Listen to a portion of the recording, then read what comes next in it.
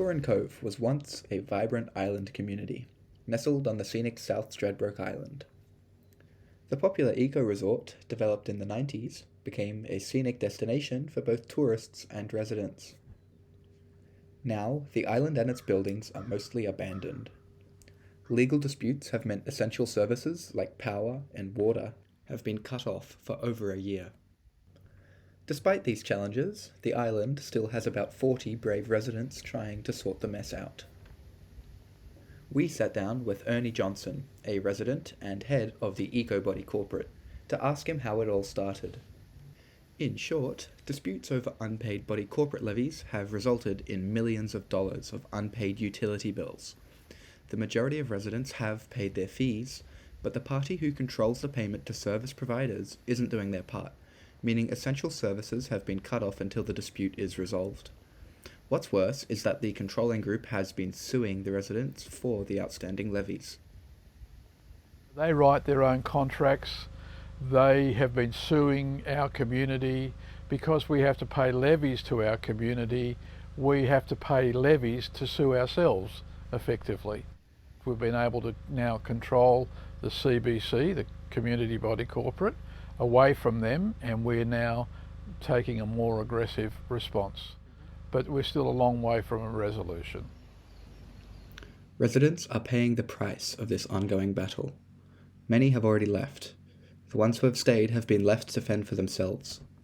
We've had to improvise, and we've done that by originally bringing in generators for people to use. Now we're encouraging people to put in solar. We've put spear pumps into the place. Even with so many issues affecting the residents, the government has not stepped in to help. We anticipated that we would get some help from the state government and from local government. The local government's attitude is that the development application was approved on the basis that the community was self-sufficient, and they don't have budget to provide services and haven't done so. And it's pretty well the same position that the state government is holding.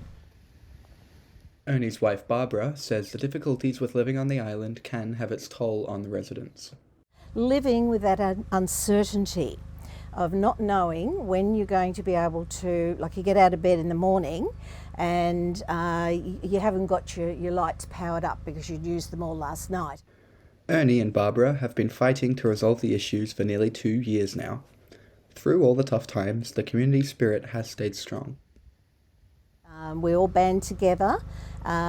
We have sort of little gatherings when we can.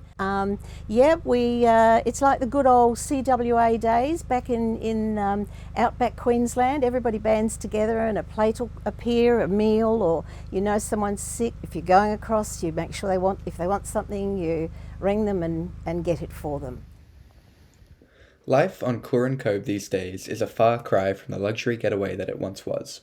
Despite this, Ernie and Barbara and the other residents all continue to fight for their homes.